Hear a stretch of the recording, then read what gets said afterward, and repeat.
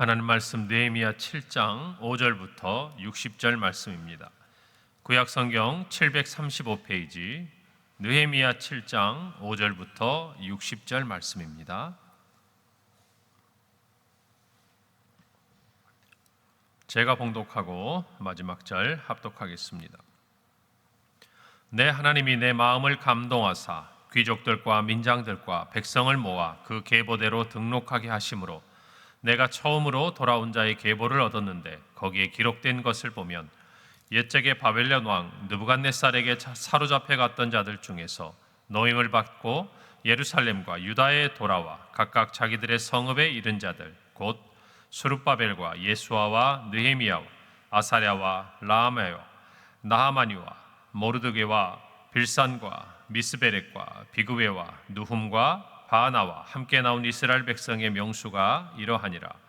바로스 자손이 2172명이요 스바랴 자손이 372명이요 아라 자손이 652명이요 바핫모압 자손 곧 예수아와 요압 자손이 2818명이요 엘람 자손이 1254명이요 사뚜 자손이 845명이요 삭게 자손이 760명이요 빈누이 자손이 648명이요 부베 자손이 628명이요 아스갓 자손이 2322명이요 아도니감 자손이 667명이요 비그베 자손이 2067명이요 아딘 자손이 655명이요 아델 자손 곧 히스기야 자손이 98명이요 하숨 자손이 328명이요 베세 자손이 324명이요 하립 자손이 122명이요 기브온 사람이 95명이요 베들레헴과 느도바 사람이 188명이요 아나돗 사람이 128명이요 벳아스마웻 사람이 42명이요 기랏 예아림과 그비랴와 부에롯 사람이 743명이요 라마와 게바 사람이 621명이요 믹마스 사람이 122명이요 베델과 아이 사람이 123명이요 기타 느봇 사람이 52명이요 기타 엘람 자손이 1254명이요 하림 자손이 320명이요 여리고 자손이 345명이요 로드와 하딕과 오노 자손이 721명이요 스나 자손이 3930명이었느니라. 제사장들은 예수아의 집 여다야 자손이 973명이요 임멜 자손이 1052명이요 바술 자손이 1247명이요 하림 자손이 1017명이었느니라. 레위 사람들은 호드야 자손 곧 예수아와 감미엘 자손이 74명이요 노래하는 자들은 아삽 자손이 118명이요 문지기들은 살룸 자손과 에델 자손과 달문 자손과 악굽 자손과 하디다 자손과 소베 자손이 모두 138명이었느니라. 느디딤 사람들은 시아 자손과 하수바 자손과 답바옷 자손과 게로스 자손과 시아 자손과 바돈 자손과 르바나 자손과 하가바 자손과 살메 자손과 하난 자손과 깃델 자손과 가할 자손과 르아야 자손과 르신 자손과 느고다 자손과 갓삼 자손과 우사 자손과 바세아 자손과 베세 자손과 무님 자손과 느비스빈 자손과 박복 자손과 하그바 자손과 할훌 자손과 바슬릿 자손과 무이다 자손과 하르사 자손과 바르고스 자손과 시스라 자손과 데마 자손과 느시아 자손과 하디바 자손이었느니라. 솔로몬의 신하의 자손은 소대 자손과 소베롯 자손과 부리다 자손과 야알라 자손과 다르곤 자손과 깃델 자손과 스바다 자손과 핫딜 자손과 보레곳 하스바임 자손과 아몬 자손이니 함께 있습니다. 모든 느디림 사람과 솔로몬의 신하의 자손이 392명이었느니라. 아멘. 오늘 우리는 긴 자손들의 이름 또 계보의 이름을 쭉 함께 읽었습니다. 읽다 보니까 잘 익숙하지도 않은 이름들이 쭉 나오고 또 거기에 숫자도 뭐 1000 몇십 명, 또 100 몇십 명. 사실은 우리의 관심을 그렇게 가져오지 못하는, 만약에 우리가 성경을 읽는다고 한다면 우리가 이것을 읽어가면서 그냥 한번 쓱 스쳐가거나 아니면 어쩌면 별 그렇게 관심이 없이 지나갈 수 있는 그런 부분이라고 생각할 수도 있습니다. 여러분, 그러나 중요한 것은 하나님께서는 왜 이들의 이름을 여기에 다 하나하나 그들의 계보를 따라서, 물론 뭐 이름을 다 100명, 1000명, 몇천 명을 기록할 수는 없지만 이렇게 다 기록하게 하셨을까? 여러분, 우리가 알듯이 바벨론 포로기한은 3차에 걸쳐 시작이 됩니다. 1차가 주전 537년경에 수룹바벨을 중심으로, 2차가 주전 458년에 학사 에스라를 중심으로, 그리고 3차가 주전 444년 느헤미야를 중심으로 이렇게 이루어집니다. 느헤미야 하면 우리가 지난 시간까지 살펴본 대로 52일 만에 그가 예루살렘 성벽을 완성을 하죠. 성벽은 완성이 되었지만 성 안에 거주하는 사람들은 많지는 않았습니다. 성을 관리하고 지키기 위해서라도 주민들이 그곳에 많이 유입이 필요한 상황이었죠. 그래서 그들은 성벽을 또 지어가면서 또 외부의 어떤 대적들의 어떤 위협으로부터 또 지켜가면서 참 힘들게 이 성벽을 완성을 했습니다. 성벽을 완성한 것 그 자체가 목적이 아니죠. 성벽이 왜 필요하겠습니까? 그 안에 사는 사람들을 보호하기 위해서.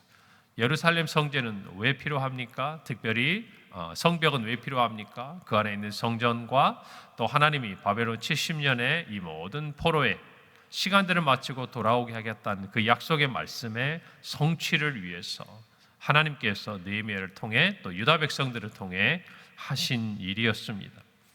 느헤미야는 이 성벽을 완성하는데 그치지 않고 이제 이 성벽이 실제적인 하나님의 정말 성전이 있고 하나님의 백성들이 머무는 그와 같은 예루살렘 성으로 회복하기 위해서 가장 중요한 한 가지 일을 오늘 성경에 시작을 합니다. 그것은 바로 그들 안에 있는 인구조사를 하는 것이에요. 왜 하겠습니까?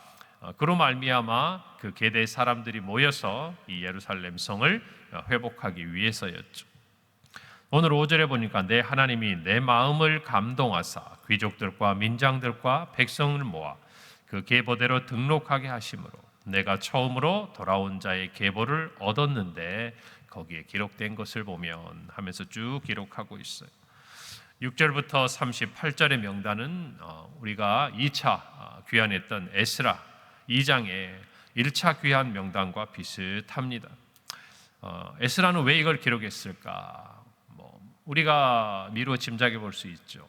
70년 동안 어쩌면 그들이 이미 적응하고 또 그곳에서 안정적으로 살 수 있었던 모든 바벨론의 환경을 뒤로하고 그들이 하나님의 약속 그 하나를 붙들고 자기들의 고토 하나님의 약속의 땅 예루살렘으로 돌아왔죠. 그들의 믿음을 기리기 위해서 이 명단은 작성되었을 것이라 생각을 합니다. 오늘 본문에 보면 8절부터 25절에는 다양한 가문을 중심으로 명수가 시작되고 기록되어 있고 또 26절에서 38절에는 지역을 중심으로 또 사람들의 명수가 기록되어 있고 또 39절부터 60절까지는 성전 봉사자들에 대한 기록을 중심으로 성경은 우리들에게 알려주고 있습니다. 오늘 5절에 보니까 하나님이 내 마음을 감동하셨다라고 이야기를 합니다. 우리는 살아가면서 내가 무엇을 할 것인가 그것을 참 중요하게 생각하죠. 우리가 살아가면서 또 뿐만 아니라 오늘 성경을 보더라도 느헤미야 하면 우리가 떠오르는 게 뭡니까? 예루살렘 성벽 건설, 재건 이 부분들이 생각하죠. 그러나 우리는 이 부분의 어떤 일, 그가 무엇을 했는가 그거보다 어쩌면 더 중요한 것은 그가 어떻게 이 일을 하게 되었는가, 시작하고 있는가, 그 과정에서 어떤 일들이 있었는가, 이 부분이 우리가 신앙적으로 보면 굉장히 중요한 요소예요. 왜냐하면 다윗이 왕이 되었습니다. 그런데 그가 왕이 된 것보다 어쩌면 더 중요한 것은 하나님이 그를 왕으로 삼으셨다라는 사실이겠죠. 그리고 그를 왕으로 세우기까지 하나님께서 인도하셨다는 그 부분들이 성경에는 훨씬 중요하게 기록되어 있습니다. 어쩌면 그가 왕이 된 것은요, 하나님이 사무엘을 통해서 기름 부은 순간 신앙의 관점으로 보면 결정된 거나 마찬가지예요. 그가 하나님의 뜻대로 순종한다면, 여러분 우리 인생도 마찬가지입니다. 우리가 무엇을 할 것인가 라는 것도 중요하죠. 오늘 있는 것처럼 하나님의 뜻을 이루기 위해서 느헤미야는 인구조사를 합니다. 그런데 오늘 그 시작이 어떻게 됩니까? 5절 첫 부분에 내 하나님이 내 마음을 감동하셨다. 여러분 이게 중요한 거예요. 우리가 인생에 어떤 계획을 세우고 또 하나님께서 우리에게 허락하신 삶의 자리에서 무엇인가를 시작하려고 할 때 그 시작점에서 하나님과 나의 관계가 어떻게 되냐 그 말이에요. 하나님께서 우리를 향한 계획과 뜻을 가지시고 우리의 마음을 감동시켜서 나로 하여금 이 일을 하게 하신 일에는 하나님의 인도하심과 하나님의 능력이 반드시 나타나는 줄 믿습니다. 아멘.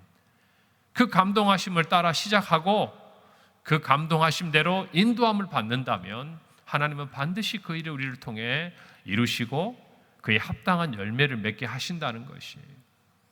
여러분, 그러나 우리가 욕심을 따라서도 얼마든지 할 수 있습니다. 여러분, 성경에 보면 인구조사를 합니다. 모세가 자기들의 백성의 숫자를 여러분 그 파악하고자 하는 성경이 민수기 아닙니까?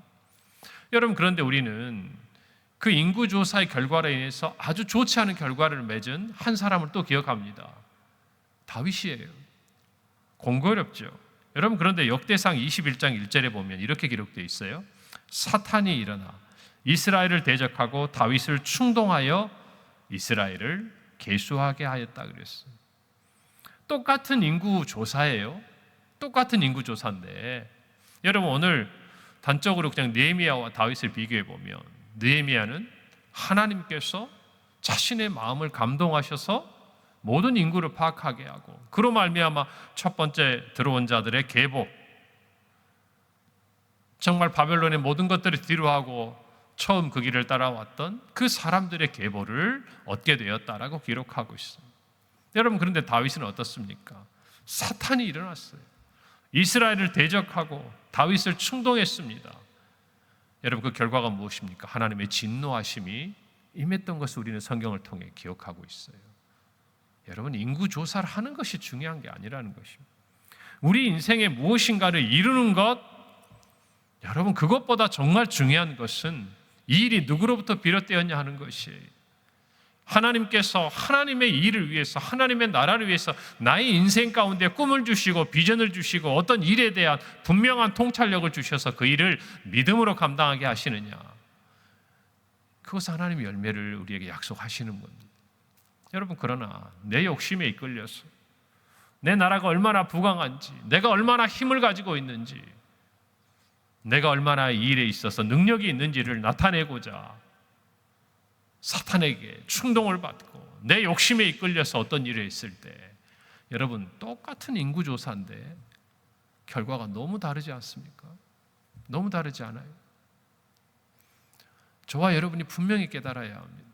우리가 무엇인가 주를 위해 또는 우리 자신을 위해 어떤 일을 계획하고 꿈을 가지고 나아가고자 할 때 그 일은 분명히 기억하세요. 하나님으로부터 시작되어야 합니다. 여러분, 그래서 우리는 기도가 중요하고 말씀이 중요합니다. 저는 교회의 많은 일들에 또는 설교의 많은 부분들을요, 새벽기도 마치는 시간에 참 많은 도움을 받아요. 여러분, 우리가 왜 이 새벽에 나와서 기도를 하고 하루를 시작합니까? 이 하루에 하나님의 인도하심을 구하기 때문이에요. 여러분, 이것을 놓치고 있다면 우리가 나오는 이 새벽 기도는 습관밖에 되지 않아요. 그냥 습관적으로 오는 것밖에. 우리가 이 새벽 기도의 말씀을 듣고 기도를 한 다음에는 오늘 하루 내 마음에 감동을 주시는 하나님의 인도하심을 마음에 간직하고 가는 거예요. 아멘입니까? 그것이 저와 여러분의 삶의 일상이 되어야 되는 겁니다. 그것이 좀 더 부족할 수 있어요. 그러니 우리가 말씀을 가까이 듣고 또 찬송을 부르면서 하루의 시간이 날 때마다 하나님이 나에게 주시는 그 인도하심을 사모하고 우리가 따르게 될 때에 우리가 하는 모든 일들이 하나님의 뜻을 이루어가는 데 귀하게 사용되는 줄 믿으시기를 바랍니다. 여러분, 오늘 이 한 구절을 꼭 기억하세요. 내 하나님이 내 마음을 감동하사. 여러분, 감동하시다 보니까 이 이전의 믿음의 그 계대를 보게 됐다 그 말이에요. 살펴보게 됐다 그 말입니다. 여러분, 오늘 정말 다양한 사람들, 또 가문별로, 지역별로, 특별히 성전에서도 제사장 그룹, 노래하는 자들, 또 문지기들, 본래는 이방인이었지만 이스라엘과 함께 포로로 끌려간 이후에 귀환해서 성전의 일을 맡게 된 다양한 종들의 그룹이 다 기록되어 있습니다. 여러분, 그들이 제사장이든 종이든 뭐 어떤 사람이든지 간에 하나님의 부르심을 따라 먼 길을 돌아온 참으로 그 믿음의 결단을 하는 사람들을 여러분 이걸 기억하셔야 돼요. 하나님은 모두 기억하신다는 거예요. 여러분, 우리가 이 명단에 한번 있다고 생각을 해보십시오. 우리가 이 성경을 쭉 읽을 때 그냥 아무런 감동 없이 읽을 수 있습니까? 만약 우리의 믿음의 결단이 하나님 앞에서 이처럼 다 기록되어 있다고 생각을 하면, 하나님께서 우리의 이름과 우리의 조상들의 이름을 이렇게 불러주시고 있다고 생각하면, 여러분 오늘 이 본문 말씀이 그들에게는 얼마나 귀한 말씀이 되겠어요. 얼마나 정말 면류관 같은 말씀이요, 상급 같은 말씀이고, 내가 이와 같은 믿음의 결단을 했던 이 모든 것을 하나님이 기억하시고 기록하시고 이처럼 우리 앞에서 읽어주시고 선포해 주신다고 한다면, 이 말씀은요, 적어도 이 당사자들에게는 이 성경의 수많은 말씀 가운데 어쩌면 가장 마음에 하나님 주신 위로와 기쁨이 가득한 말씀 중에 한 구절이 되지 않겠습니까? 저와 여러분이 어떤 믿음의 결단을 했을 때 여러분, 하나님은 반드시 기억하십니다. 이걸 아셔야 돼요. 세대가 지나가도 사람들의 기록은 흩어질 수 있어요. 그러나 하나님은 기억하신다는 것을 알려주시려고 에스라서에도 느헤미야서에도 하나님은 이 명단과 계보를 다시금 우리로 묵상하게 하시는 거예요. 오늘 저와 여러분이 살아가면서 이런 게 있어요. 주를 위해 어떤 일을 하고 뭔가를 했을 때 사람들이 알아주면 좋지요.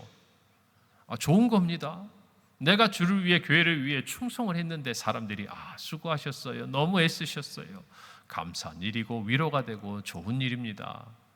여러분, 그런데 우리가 하다 보면 때로는 사람들이 알아주지 않을 때도 있습니다. 여러분, 그러나 실망할 필요가 없어요. 사람들이 알아주지 않아도 누가 다 기억하고 계시는 거예요? 하나님이. 우리의 믿음의 결단은 하나님 앞에서 절대 사라지거나 잊혀지거나 여러분 소멸되지 않아요. 하나님 앞에 서는 날, 하나님의 그 생명책에 우리의 모든 믿음의 결단들이 다 기록되어 있을 거예요. 오늘 저와 여러분이 분명히 기억해야 돼요. 오늘 우리가 살아가면서 하나님 앞에 행했던 모든 믿음의 결단들은요, 하나님 앞에 다 기억된 바 됩니다. 할렐루야. 이것들을 마음에 간직하고 오늘 하루도 하나님께서 아신다, 하나님 앞에서 기억된다 라는 믿음을 가지고 여러분의 믿음의 아름다운 한 페이지를 써가는 하루가 되기를 간절히 바랍니다. 그곳으로 감사하십시다. 만족하기를 바랍니다. 한 걸음 더 나아가면 하나님이 기억하시면 되는 거예요. 오히려 사람들이 알아주면 위험해요. 왜요? 우리가 그런 달콤함에 또 넘어지고 싶다 그 말이에요. 그런 마음을 가지고 하나님과 우리 사이에 신앙의 많은 이야기들을 간직하는 우리 평강의 성도들이 되기를 간절히 바랍니다. 기도하겠습니다. 하나님 은혜를 감사합니다. 바벨론의 모든 정말 안전하고 편안한 삶을 뒤로하고 하나님의 뜻을 이루기 위해 부름받았던 귀한 모든 사람들, 그 첫 번째 명단을 아버지 하나님 우리가 함께 쭉 읽어가고 또 그들의 믿음의 결단과 하나님의 기억하심을 말씀을 통해 다시금 확인합니다. 하나님, 우리 성도들 평생 믿음으로 살아온 그 길 하나님이 기억해 주신 줄 믿습니다. 앞으로도 주님 앞에서 살아가게 하시고 하나님의 감동하심을 따라 오늘 하루가 우리의 평생이 하나님 앞에서 살아가도록 주님 은혜를 허락하여 주옵소서. 예수님 이름으로 기도합니다. 아멘.